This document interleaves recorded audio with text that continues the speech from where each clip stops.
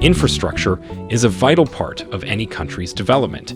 However, sadly, in sub-Saharan Africa, we are yet to see any significant push in infrastructure that can result in any pragmatic development skim. The exception to this group of countries is Nigeria, Africa's most prominent nation. Nigeria has multi-billion-dollar plans to address its entrenched infrastructure deficit, with megaprojects across the country in various stages of development seeing a new influx of capital. Many of these projects are targeted at bringing Nigeria's transit networks out of utter disaster and into a modern-day transit network that would be the talk of the continent. There are a variety of projects Nigeria is working on right now. These include railroad and airport projects stretching across Nigeria, which are either well advanced, recently signed off, or just breaking ground in the wake of an infrastructure drive by the administration of President Muhammadu Buhari. It should be noted that the government is not only laying emphasis on new infrastructure, but on the rehabilitation of existing assets and the completion of long-standing projects that have failed to be completed under previous governments. For example, the infamous 3,050 MW Mambilla hydropower project has been in the books for more than 40 years despite significant budgetary allocations for it over the decades. Nigeria also has a host of megaprojects which are set to be the Goliaths of projects in all of sub-Saharan Africa. These projects include the 156-kilometer Lagos-Ibadan standard gauge railway with an extension to Lagos Port funded by the Export-Import Bank of China and now nearing completion. The 614 kilometers Ajaokuta-Kaduna-Kanu gas pipeline, which was co-funded by China with 85%, and the Nigerian National Petroleum Corporation with 15%, was signed off by President Buhari in mid-2020. The Lekki deep-sea port outside Lagos serves free zones along the coast, co-owned by China Engineering Harbor Company, Tolaram Group, the Lagos State Government, and the Nigerian Ports Authority, as well as the construction of the 4 new international airport terminals in Lagos, Abuja, Port Harcourt, and Kanu. There have been many incentives to drive infrastructure development with varying levels of success. We will look at some of these initiatives to improve infrastructure in Nigeria. 1. InfraCo. Buhari's latest initiative, announced on February 2021, is the creation of the Infrastructure Corporation of Nigeria, or InfraCo, which seeks to raise $36.7 billion for projects and will be carried out by some of the country's top institutions. InfraCo's seed capital of 1 trillion naira, which is $2.6 billion, will come from the Central Bank of Nigeria, the Nigerian Sovereign Investment Agency, or the NSIA, and the Africa Finance Corporation, or the AFC, a Nigeria-based multilateral financial institution.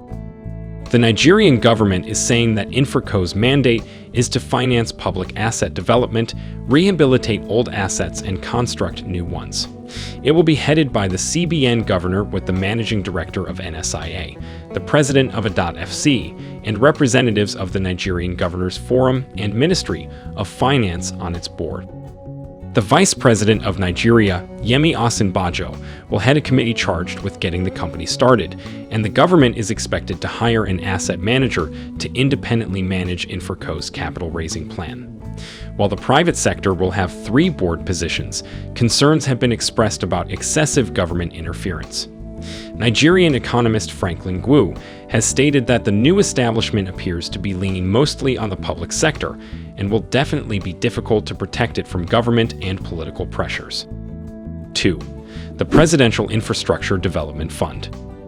Another major initiative is the Presidential Infrastructure Development Fund, launched in 2020 to invest specifically in road and power projects and managed by the NSIA. It aims to drive the completion of several large projects that have been plagued by delays, such as the Mambilla hydropower project, the 11.9 kilometers second Niger Bridge, now scheduled to be completed in 2022, and the 130-kilometer Lagos to Ibadan Expressway. In all, there are currently around 600 road construction and repair projects underway across the country. Elsewhere, trade routes are being opened up, with construction going on a $2 billion railway line connecting northern Nigeria to neighboring Niger, and the $3 billion earmarked for the rehabilitation of a 1,400-kilometer line linking Port Harcourt with Maiduguri in the far northeast. The government has also contracted the German multinational Siemens to rehabilitate and expand the power grid under the Presidential Power Initiative, which is targeting 25,000 megawatts of electricity by 2025, up from the current installed capacity of around 12,500 megawatts. Extra financing is being made available. Although Buhari's request to the legislature in 2016 for approval to borrow $30 billion from external creditors to finance infrastructure was refused, a renewed bid for a $22.7 billion loan was approved in 2020.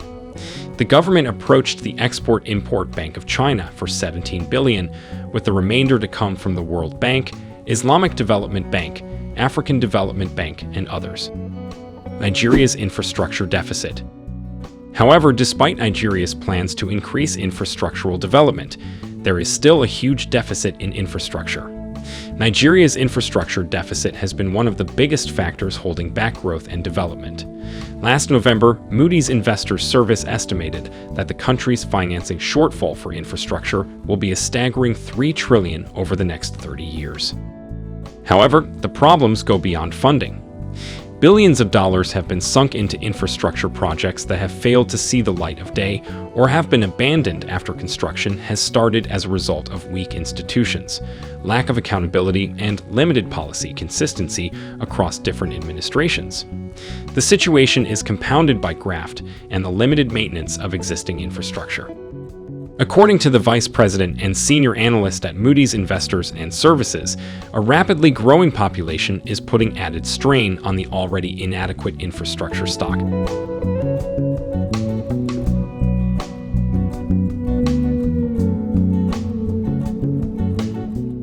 The value of Nigeria's total infrastructure stock represents only 35% of GDP, significantly below that of South Africa's, which is at 87% of GDP, and the emerging economy average of 70%, according to the country's Debt Management Office. The World Economic Forum's 2019 Global Competitiveness Index ranked Nigeria 116th out of 141 countries, largely due to the poor state of its infrastructure. The situation is dire in most cities, but worse in rural areas where more than half of Nigeria's population resides. Buhari's infrastructure rollout has not been without its critics. Questions have been raised about the dominance of construction firm Julius Berger in projects and the extensive involvement of China. Nigeria owed China about $3.1 billion before the new loan. That is more than 10% of the country's total external debt stock of $27.6 billion. But, as pointed out by the Debt Management Office, it is less than 4% of Nigeria's total public debt. Nigeria has been the economic leader in Africa for 2 decades now, but the country's infrastructure has not been representative of the status Nigeria has grown to have. The Nigerian government's approach to solving the issue might be critical to the future of the Nigerian economy as infrastructure increases economic growth. However, Nigeria would first have to overcome its infrastructure debt trap, especially after bringing China into the ballgame. As you would probably already know, nothing says bad news like a China venture gone wrong. Despite the challenges, we can only hope that Nigeria will overcome all its obstacles and shame its doubters and critics. The African continent is looking up to Nigeria to lead change in infrastructural development. Buhari has also been accused of prioritizing development in the north of the country where he hails from. However, Transport Minister Rotimi Amechi, from the Niger Delta in the south, has pointed to significant projects in Rivers State, Lagos, and other parts of the south. Franklin Gu says the government must learn lessons from the failure of previous infrastructure finance initiatives such as the Infrastructure Bank of Nigeria. Dr. Bongo Adi of Lagos Business School's Center for Infrastructure, Policy, Regulation and Advancement say that reforming contract regulations will be essential to give investors certainty. He says that one of Nigeria's biggest problems is the inability to respect contracts, which is a result of the nature of the government, the nature of the institutions and their habits. These make investors wary of putting resources into such an environment. If you enjoyed watching this video, please don't forget to leave a like and also subscribe to our community of touristers so as not to miss out on any future updates. Thanks for watching and see you in our next video.